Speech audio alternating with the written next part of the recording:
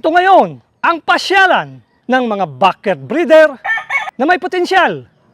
Manok is my passion.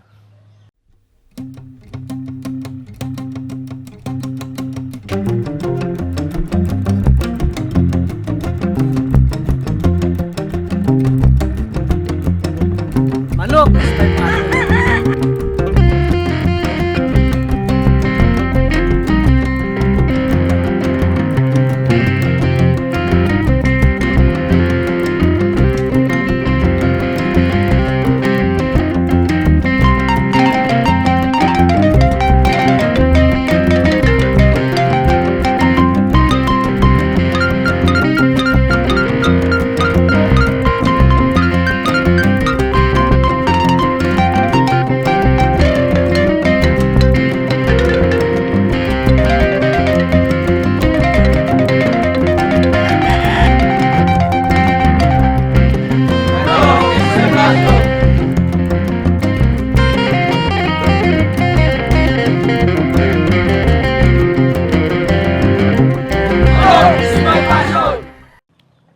Magandang araw mga kapasyon. Isang tanyag na breeder mula sa Cardona, Rizal ang ating i-feature ngayon. Dumaan sa matinding pagsubok ang ating bida. Samot-saring pakikipagsapalaran ang sinapit niya. Ngunit hindi siya nagpatinag at kalaunan ay napagtagumpayan niya ang mga balakid sa kanyang buhay. Alamin natin ang kwento mula sa isang breeder na talaga namang seryoso. Jeff Gamulo ng Freedom Game Farm sa ating Manok is my passion. Manok is my passion.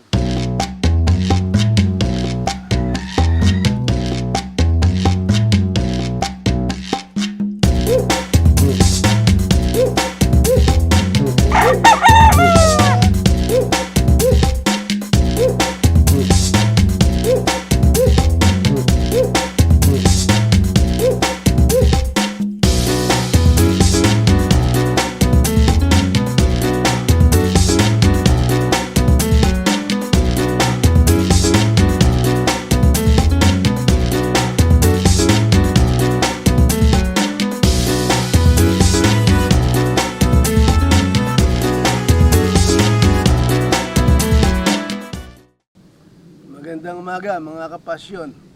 Ako po si Jeff Gamulo ng Freedom Game Farm. Ako po'y meron ng 34 years na nagbe-breed.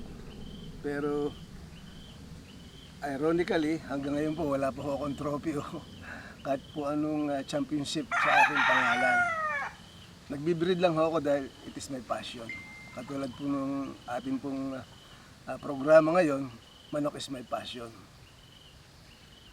Ako po hindi sabungero kahit po nung araw pa. Ako po'y dating konsyel sa aming bayan. Pero hindi po ako nakapag-practice ng aking profession as electronics engineer. Ako po'y naging konsihal, bata pa ako because of the Kabataan Barangay. We were the first Kabataan Barangay na nasali sa Sangguniang Bayan through presidential decree ni Ferdinand Marcos. Ngayon, nung ako po'y masama na sa politika, ay nanaw na ako. I was get hooked on politics. Akala ko yun ang magandang buhay ng isang tao, yung ma-involve sa politika. Doon po ako nagkamali. So by that time, hindi naubos na po yung aking panahon sa pag-practice po ng aking kurso. At nang matatapos ng term ko as elected councilor sa aming bayan, nag-isip po ako ng isang business na po pwede kong pasukin. So ito ho yung manok. Kaya ang ginawa ko, nagsimula ho akong manghingi sa aking mga kaibigan, nag-breed po ako ng po konti-konti. Hanggang sa na-realize ko na marami pong magagaling na breeder sa Bacolod, sa Amerika, na nakagawa po sila ng pangalan and they have earned a lot of respect sa mga cockers dahil po magagandang kanilang manok. Sabi ko, kung kaya na nila sa Bacolod, kaya nila sa Amerika, baka kaya ko rin. Yun naman magtitiyaga ka lang gumawa. Kaya po ako po na-involved na sa pagbibreed ng manok. Nung panahon yun, ang Lemon 84 po ang pinakasikat na manok. Way back early 80s, meron na po tayong mga lemon. Kaya nung ako po ay nagsasabong, yung pong amin pong kaibigan kong vice mayor po namin sa Bungero. Kaya po ako nasama sa sabong sa kanya. Gustong gusto niya akong kasama. Para hong swerte ako sa kanya. Kaya si Vice Mayor Ruding San Juan, lagi ako sinasama. Kasasama ko sa sabungan, ako po na pagdating doon, kakain lang ng kakain, aantayin ko ng manalo si Vice, saka po kami uuwi. Hanggang sa nagising na lamang po ako na may manok na po ako sa aming bahay. Na mga hingi-hingi ko lang sa mga kaibigan ko, hindi ko naman alam na ganun na lang ho, aganda ang mag-breed. Kaya nang ako po magsimula mag-breed, I choose lemon. Kasi ang lemon po, nakikita ko sa away po ng mga lemon, ang bibilis po nilang pumatay. Tsaka simple lang po yung kanilang style. Kumbaga sa buksingero, maingat pero basta nagbigay po siya ng palo, ng suntok ang buksingero, tama. Ganun po lemon. Accurate, good cutter. Kaya tiniyaga ko po yung aking po mga pagbibreed. Nagsimula po akong makakuha po ng manok sa mga respected and notable breeders. Katulad po ni Mayor ng Catanduanes, yung may-ari ng Lemon Infinitum. Si Mayor Sito Alberto. Yun pong una kong manok.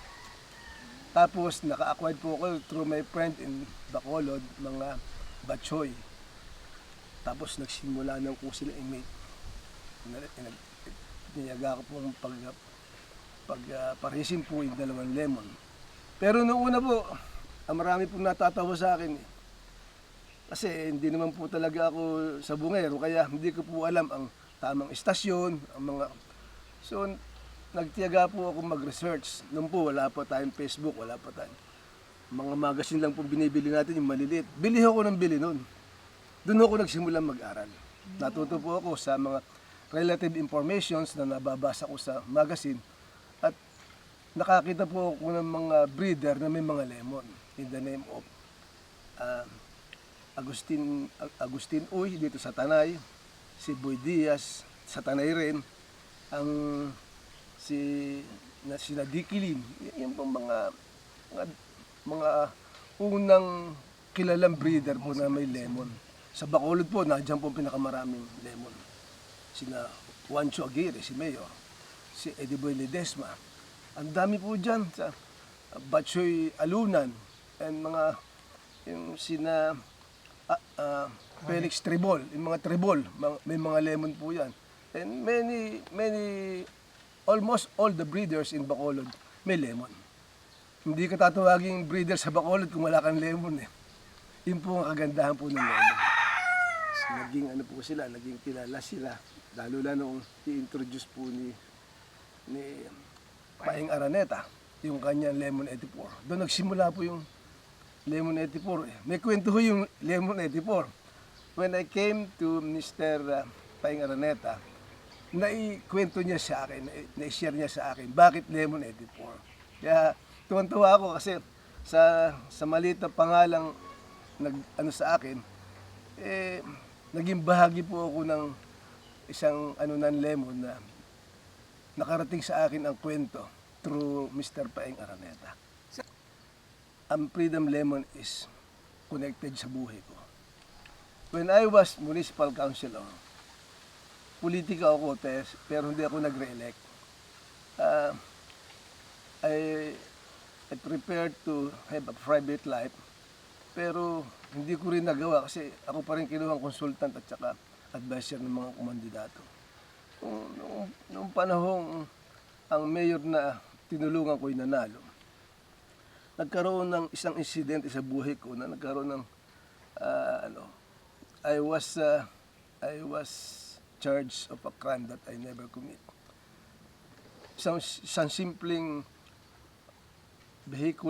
isang traffic incident sa amin na nagkaroon kami ng kaunting alitan, away, hanggang sa nagdemanda ako, pero the decision was reversed politically. And then nung ako na ang kinasuhan, ako pa ang natalo. Nagsimula yun sa may nagtutok sa akin ng baril, and then na-demanda ko siya sa panunutok sa akin ng baril. But my godfather, former mayor ng Cardona, inaanak din niya sa kasal yung lalaking nagtutok sa akin ng baril. Ayun, naayos nila. Sabi ko, paano natin maaayos wala ho yung tao. Dapat kasama ho ninyo. Kung tapat siya sa kanyang paghingi ng sorry, dapat nandito. Bakit kayo lang? Kayo na lang ho representative. Sabi ko, pag hindi ho ninyo dadalhin, hindi na ho ako makikipag-arreglo. Hanggang sa natuloy ang kaso, and then doon sa court, na dinismiss yung kaso, na-file ko eh. Ako ngayon ang pinasuhan ng kanilang abogado ng direct assault. Kasi sa labas ng, after the hearing, sa labas ng court, nag-usap kami ng kanyang abogado. Parang at high pitch ang salita ko, pero no contact and walang ginawa ako kundi salita lang. Pero na-demanda pa rin niya ako ng direct assault. Sabi ko, sa mga abogado, sumangguni ako sa abogado, meron ho bang element of direct assault yung gano'n? Wala tayong physical contact. Tsaka, he is the agent of the law during the court hearing. Pero sa labas na ho, tapos ng court hearing, hindi na ho siya, abogado na lang ho siya, hindi na ho siya agent of the law. Kasi pag nagdemanda ka ng direct assault, base mga kapitan, yung sa mga kilala may katungkulan na inanumos, sinuntok mo or whatever, may physical contact. So, I believe na madidismiss yung kaso. But, katulad ng sinabi ko, mga political na reverse, nakasuhan ako. Hanggang sa one day, naikulong ako, dinampot ako, kinulong ako sa municipal jail because hindi ko masyado inintindi yung kaso. Meron palang warrant of arrest na na-issue sa akin, hindi ko alam. So, naikulong ako. Bawat isa sa atin ay may kanya-kanyang kwento ng buhay. May masaya, may malungkot, at meron din namang kapupulutan ng aral. Tulad ngayon, meron akong kwentong bimig. Isang kwento na pwedeng kapulutan ng aral. Lalong-lalo na pagtungkol sa pagmamanok. Narito ang kwentong bimig ko. Dati, ang ginagamit kong patuka sa sisiw ay yung nakapak. Yung kasing kapitbahay namin na nag-aalaga din ng mga manok, meron din siya mga alagang sisiw. Tapos ang binibili niya, yung nakapak. So yun din ang binibili ko. Okay naman sa mga sisiw, ayos naman sila. Hanggang sa naubusan ako ng patuka. Pumili ako ngayon sa poultry supply. May nakakasabay ako ngayon na isang kakilala na nagmamanok din. Nakita ko, bumibili siya ng Integra, Bimig Integra na 1,000, yung maliliit ang granules. Tinanong ko siya, sabi ko, pangsisiw ba yan? Sumagot siya, sabi niya, oo, pangsisiw to. Tapos tinanong ko ulit siya, okay naman yan, maayos naman sa sisiw. Sumagot siya ulit na, oo, okay to, maganda ang sisiw dito. Sabi niya sa akin, subukan mo. Di, bago yun, ginawa ko, dumampot ako ng konti. Lagay ko sa palad ko. Tapos inamoy ko siya. Pag amoy ko, ang bango. Amoy gatas. Sabi ko, ang bango nito ah. Parang fresh na fresh. So ginawa ko, bumili ako ng 3 kilo. Umuwi ako sa bahay, tapos sinubukan ko sa mga sisiw ko. Nung una, nangangamba ako na baka hindi ito kain ng mga sisiw kasi baka manibago at iba ang amoy. Pero laking gulat ko nung makita ko na tinuka nila. At ang bilis pa nilang naubos yung regular na takal na nilalagay ko. Tapos noon, napansin ko, bumibilis ang kanilang paglaki. Tsaka gumaganda ang kanilang katawan. Nagiging parang maskulado siya. So, buhat noon, yun na ang ginamit ko at tuwang-tuwa ako na nasatisfied ako sa paggamit nito. Kaya Buhat noon hanggang ngayon, sa sisiw yun ang gamit ko. Bimig Power Max na 1,000. Talagang sigurado ako, maganda ang kalusugan at mabilis ang paglaki ng mga sisiw niyo. Ako po si Erwin Castillo ng Wincast Game Farm, isang backyard breeder. Ito ang kwentong bimig ko. Ikaw, ano ang kwentong bimig mo?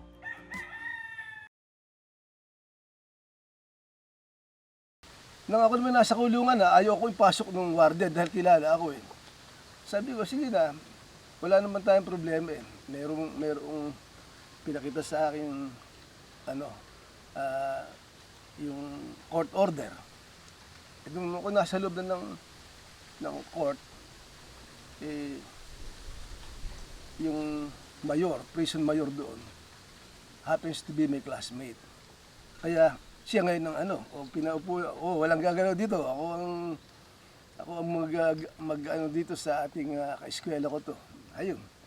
Hanggang sa there is a good Samaritan na nag-post ng bail at nailabas ako for my temporary liberty. So nakalabas ako. Ayun, tuloy pa rin yung hearing namin hanggang sa bumaba ang decision ng judge. I was guilty of the crime, yung direct assault.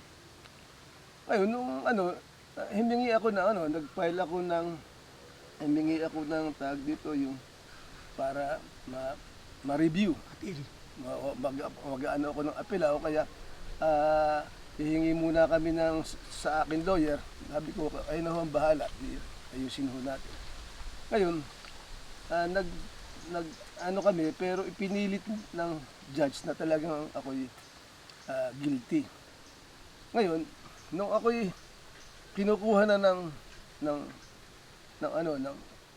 pulis, nakiusap ako sa hepe kasi nung ako'y dating konsehal, yung hepe kaibigan ko, sabi ko, Judge, Chief, pwedeng makapunta muna ako sa aking abogado. Kahit pasamahan mo ako sa tao mo. Sabi sa akin, sige, kilala naman kita. So, I was accompanied by a certain policeman na sumama sa akin. Kaya nagpunta kami sa aking abogado. Habang ako nagdadrive, iniisip ko paano ako makakatakas para hindi ako makulong. Kasi talagang mayroon na tayong order, may desisyon na ikukulong na talaga ako.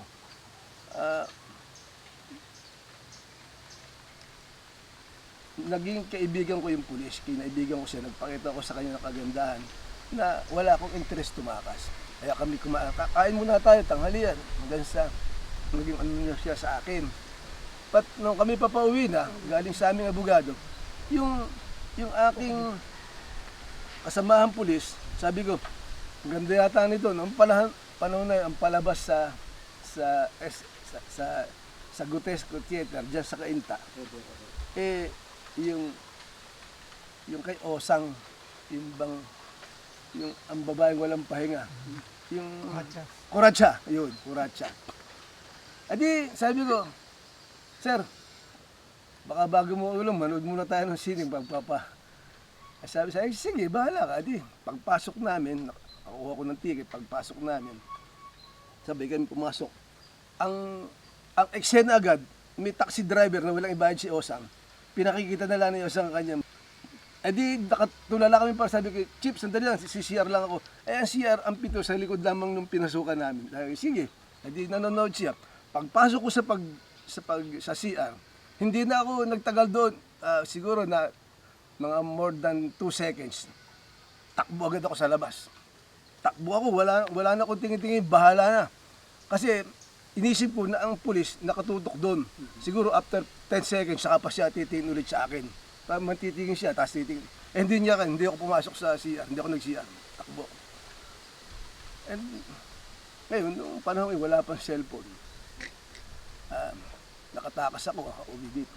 Hanggang sa pagdating ko dito, sinalubong ko ng kaibigan kong siya. Sabi sa, nahanap ka ng mga pulis, ang daming pulis na naghahanap sa'yo. Tumakbo ka na. Diyan ginawa ko, bumalik ako.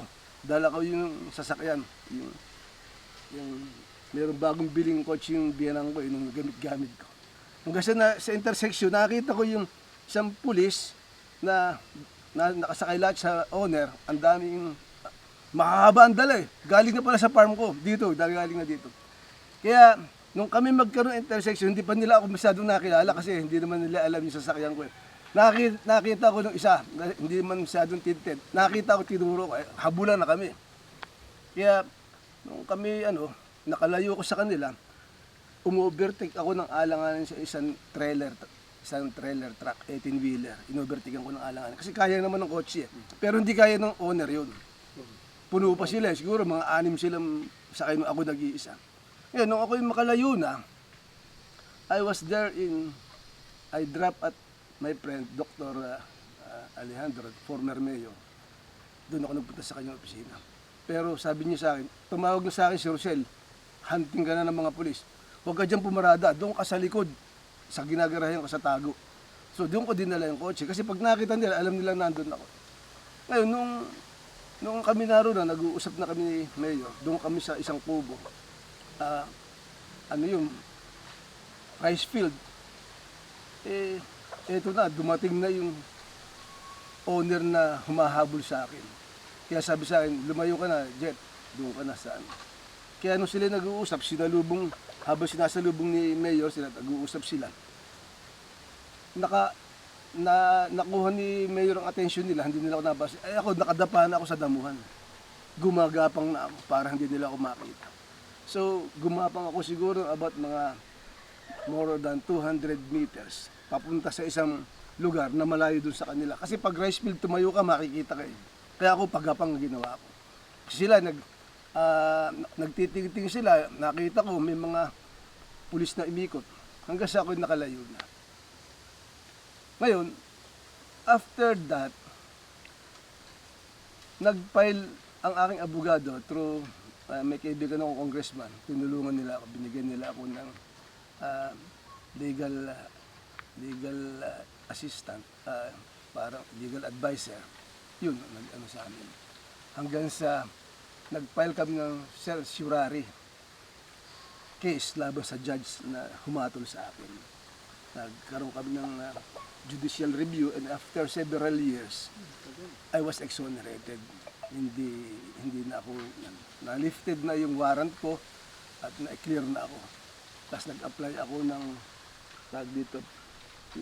Yung pagka first time kang nagkakasala, pwede kang probation. So I was under probation. Yung kinakaso nila sa akin na kaso, parang ayaw nila akong bigyan ng probation noon. Sabi, ang ginawa ko raw ay ewan ko kung anong kaso binibigay sa akin. Basta, para matigil na lang yan, inanawan ko na lang. Total, sabi naman sa akin ng abogado, pag nag-file ng probation, wala ka na rin kaso. Pero huwag ka na lang gagawa ng kaso. Pag nagkakaso ka, mabubuhay yung kaso mo. Yun sabi sa akin. So, after that, nakauwi ako sa aming bahay. Kasi more than 1 year ako hindi nakauwi dito eh.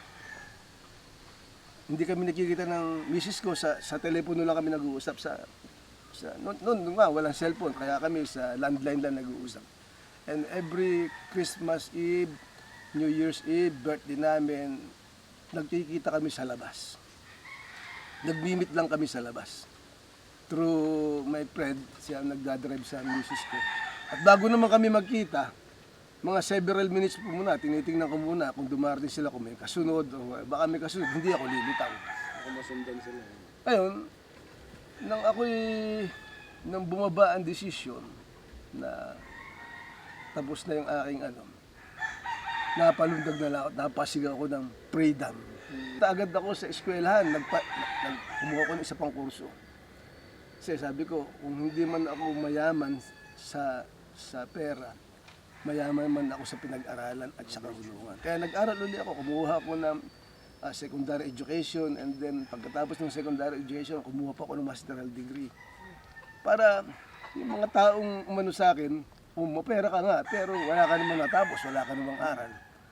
Mas mayaman ako kasi kung ang pera ang basehan ng kayamanan, mahirap ako. Pero kung ang basehan ng kayamanan ay karunungan at pinag-aralan, mayaman ako. Mas mayaman ako sa kanila. Yun ang kaya nung ako'y bumalik ulit pagbibreed, ang tinawag sa aking mga lemon para magkaroon ng ng identity, freedom. Yun ang, kaya sinabi ko sa inyo, malaki ang connection ng freedom sa buhay ko. Pero hanggang ngayon, ako naman, yung mga kaibigan ko sa politika, narati kong kaaway na gumawa sa akin, kasamahan ko na ulit. Kinalimutan ko na yung nasabi ko, natulog na ako. Nakalimutan ko na yung kaso na yun. Bahala sila sa buhay nila. At least, at this point in time, I am already contented. At kung ako man hindi nakaganti sa kanila o alam ko, nasira na yung buhay nung naka-enkwentro ko sa sa traffic. Nasira na ang buhay, nahiwalay sa asawa. Ang balita ko ngayon, namumulubi na Parang, ako, sabi ko nga, ako naman kahit hindi masyadong mapera or at least marami akong kaibigan. Nakilala ko sa manok, tapos ngayon nagbobonsai ako.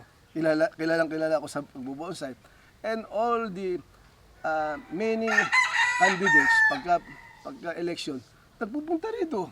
Humihingi sa akin ng advice, political advice. Kasi alam nila, meron akong broad experience. Sabi ko, hindi naman, tinatama ko lang, tuturo ko lang sa'yo yung tama. Pero hindi na ang hulugang mananalo ka. At least, that's the best move. Mag-prepare ka na. Kaya, yung freedom na yan, lagi may nagtatanong sa akin, ilang beses ko nang pinost sa Facebook yan.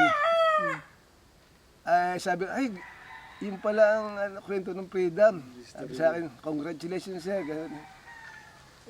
Yung iba naman, hindi pa rin kasi ang magsasabong, every year, parami ng parami. O, diba? Hindi naman papakunti ang magsasabong, parami ng parami yan.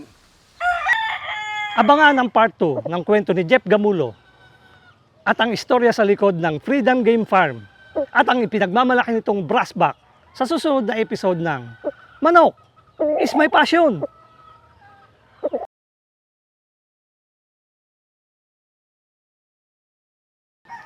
Shoutout time! Shoutout sa mga suki ng Manok is My Passion 2.0. Shoutout din po sa mga friends natin na taga Bimig. Hello po sa inyo dyan. Shoutout din kina Ate Josie Tejada at Carlito Tejada. Welcome home. Please watch, like, follow and subscribe sa Manok is My Passion 2.0 sa FB at sa YouTube. At sa mga hindi pa po naka-follow at subscribe, what are you waiting for? Follow and subscribe na. Maraming salamat po and God bless.